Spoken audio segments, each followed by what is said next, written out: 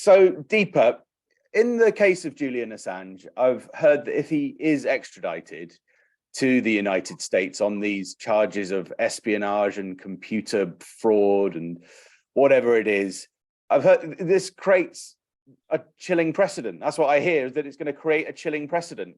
Is it really that bad? I think, this term chilling precedent will be created by his extradition is one that fails to recognize that the chilling precedent has already been set. Think about it, Matt. If, for example, can you think of a single mainstream journalist who will at this time accept the Guantanamo Bay detainee assessment briefs, who will publish the collateral murder video, and who will do so and in a way that continues to hold to account Britain and America and their allies in committing war crimes? I can't think of very many people, and I certainly can't think of any mainstream organizations who have that courage. So would you precedent's been set. If you were given something similar to collateral murder, what would you, with that video that Julian published, what would you do with it under these present conditions?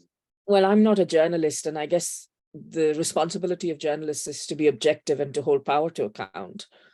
If it was me, I guess, it'd be a very difficult decision once you've seen what's happened to Julian. He's been deprived of his family for a very long time. He's been deprived of sunlight for a very long time. He's been vilified and smeared. And I'm sure that each of us, they can find loads of weird foibles that can be used to destroy us. So I think it would be a very difficult decision. And personally, part of me is saying, yeah, of course I'll publish it. But the reality is, when it's in your hands, do you understand what those detainee assessment briefs say? Do you have the skill to verify them? Do you have the networks, and do you have the ability to sift through masses and masses, hundreds of thousands of pages of data, and figure out which bits to redact and which bits to put in the public domain? I think Julian and the Wikileaks team were pretty much unique. There's nobody with that level of skill and experience and technological prowess and courage. And courage is the most important thing there, in my opinion, not just the intelligence, Do you think Julian underestimated the size of the task he was taking on? I mean, he must have known how big it was, and he seemed to be aware that there would be challenges. But do you think that he anticipated ending up in quite such a dire situation? Well, I've been reading some of Julian's books, and when he writes about it, I think it's a decision that he's not taking very lightly. He's been very clear that this is going to mean that the might of the United States is against him. I think nobody could have predicted with as much accuracy how much of a lapdog Sweden or Britain would be. I think it was also difficult to predict the change of government in Ecuador. Can you clarify why the change in government in Ecuador mattered for people who may not be as familiar with the story? Sure. Now, Ecuador was very brave in offering Julian asylum when they realized that his life was at risk. And they went through a very complicated, difficult process to grant that asylum. And thereafter stood by Julian, in an embassy, which is 3-4 rooms, and in a rather consulate. It was bizarre, wasn't it? That must have been an unprecedented thing to happen, for someone to live for not just weeks or months, but for years, 7 years in a foreign embassy. But challenging the power of the United States. That's what Ecuador was standing for at that point. But then it politically changed, did it, in what was an election or something in 2019? And the government of Rafael Correa was, Rafael Correa, in fact, supported or congratulated Lenin Moreno when he got elected. And everybody thought that Lenin Moreno would carry on. Or rather, not everybody, but if people thought that at least Lenin Moreno will carry on Correa's tradition. But Lenin Moreno came to a backroom deal with the Americans, in that the IMF gave Ecuador a hefty loan. And this was all engineered by Alan Duncan, sitting in London. and trying to convince Ecuador on behalf of the United States to kick Julian out of the embassy. And this was, the deprivation of asylum and citizenship were both done without due process. So Julian was an Ecuadorian citizen. You cannot strip that citizenship. Julian was an asylee, and you cannot return an asylee to a country where he might be tortured. So both of those things were done without due process. And in fact, a year after Julian's asylum was removed, the process started to chug along. So this was quite unprecedented. I think Julian may have also, sorry. I was going to say, I might have missed this. So Julian is an Australian citizen, and Julian is actually an Ecuadorian citizen as well. I didn't realize that they'd given him a passport. Well, that's not a visa, but actually a passport to be. He was granted Ecuadorian citizenship. So but they just decided to. But that was the rights within that citizenship, which is that Ecuadorian citizens cannot be handed over to another nation, were denied without due process. How has the United States got such reach across the world? I don't understand legally how they can do that. I mean, I understand the United States can bomb someone within an hour anywhere on the planet. How is it managing to do this through the legal system in friendly countries like friendly Western countries, liberal democracies like Sweden, totally riding roughshod over the sovereignty of Australia, where Julian comes from, seeming to be able to cut backroom deals with the new president of Ecuador. Is there anywhere that the United States can't go legally? That seems so strange. Well, I mean, it's not legal processes, it is illegal processes. It's backroom deals and it's corruption. So with Australia, has been complicit in several war crimes, and David McBride, the whistleblower whose case is currently going through the Australian courts, revealed evidence of Australian Defence Forces officials killing innocent civilians in just vast numbers. So Australia has very interesting military-industrial complex interests, but also Australia is always wanting to get itself a place on the world stage. So there's an element of that. And the same kind of lapdog mentality you see in Sweden and the other Nordic countries, which are now, the Nordic countries were the ones we lauded for human rights, etc. Now they're becoming active warmongers, joining NATO, which is not a defensive alliance in any sense. It is an actively harmful alliance. And then you have Britain, which still uses the vestiges of its imperial power, but although the Queen might grant freedom to various countries in the world, Britain's companies and corporations still have very big monopolies and very important roles to play in various countries all over the world. So there is this conflation between, and of course in the US, you have all these companies like Stratfor, whose leaks were published. Yeah, Stratfor were the guys who said, screw this guy, we're going to make him eat cat food for the rest of his life. I mean, sounds like great strategic foreign policy work that they're doing there. It was amazing, many of the briefs that Stratfor gave were completely vacuous to the United States, but these companies make a lot of money from being in bed with the defense establishment and providing either intelligence or mercenaries or weapons, and money talks, as we can see in the case of Ecuador. I think what your point about, Sweden and Britain's legal processes being undermined in this way, where Sweden, for example, the case was kept in limbo for 7 years and nobody seemed to be bothered about that, except, of course, one of the courts made a finding against it. But in reality, if you look at the judicial and legal community, what you get to see is how afraid people in the mainstream are of contradicting establishment interests, how willing they are to be silent.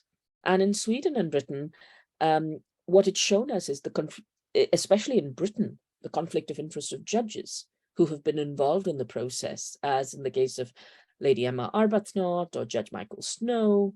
You know, with Snow, it's not a conflict of interest. It's a question of him making decisions and calling Julian a narcissist when all he said is his name and asked why these charges have been brought against him.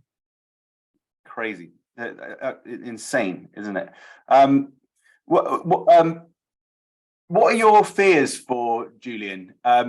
Sometimes in my brighter moments, I think, well, you know, Chelsea Manning was up for God knows how many years in prison, and she got off with, I think, 5 in the end. When I say get off, it sounded horrific conditions. But is that possible that Julian could cut a deal where he is out in, you know, in a matter of 5 years if he is actually extradited and then taken through the court process in the United States? Is it possible that by, say, 2027, Julian could be a free man in Britain or Australia? I think personally, I think that's firstly, you know, the United States process is aimed at pushing people towards agreeing a plea bargain.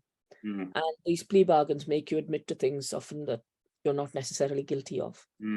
In Chelsea's case, for example, she was kept in solitary confinement for over 200 days.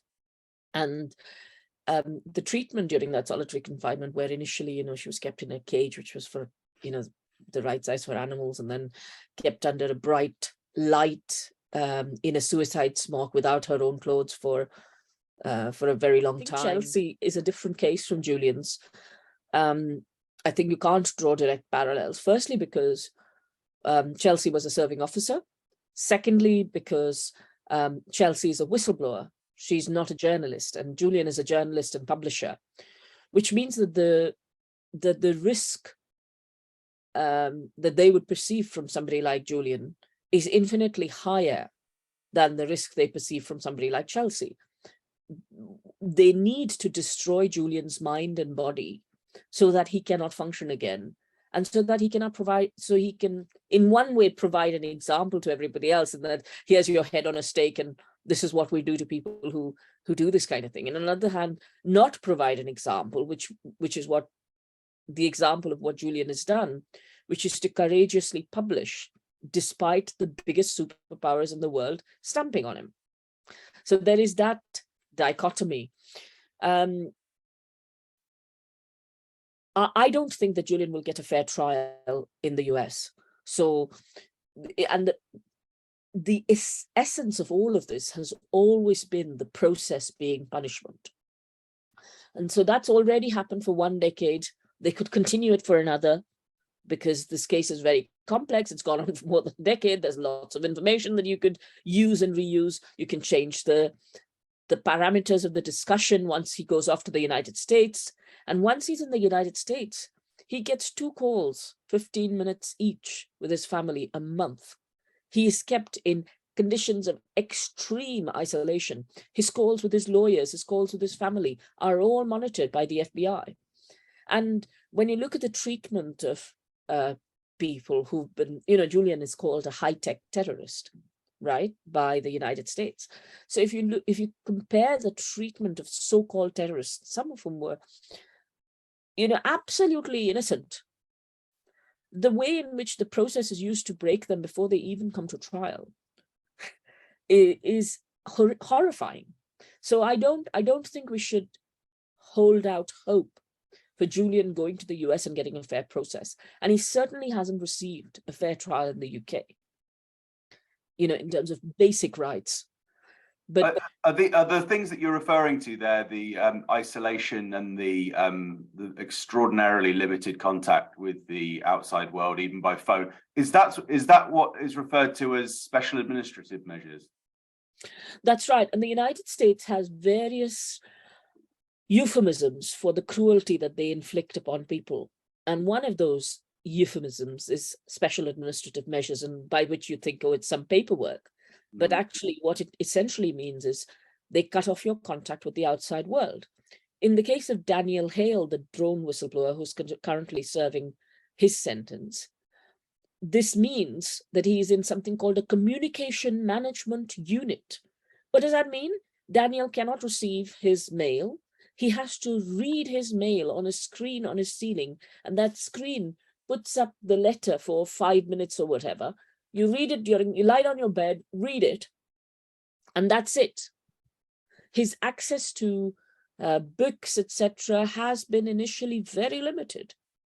Julian's or Daniel's? I mean Daniel's, but even Julian's, because the prison system in the UK is so horrendously underfunded. And, you know, James Lewis QC, the prosecutor for the United States, actually complained about the fact that Julian was using the library and saying, oh, maybe he's checked out some books which allow him to malinger and give the right symptoms. The kinds of lies and spin that are being used in this case are of epic proportions. Deepa, let me ask you, you've been a legal observer in one form or another for quite a long time. Has this case changed your view of the efficacy of the legal system, or maybe of the decency of the legal system? Or do you still think that the legal system might provide the way for justice in this case and in comparable, well, I was going to say in comparable cases. I'm not sure if there are comparable cases, but in the other cases that you deal with? Good question. I think, you know, there is I was very struck when I was outside the Old Bailey at the number of young Black or working class men who were up for murder, knife crime.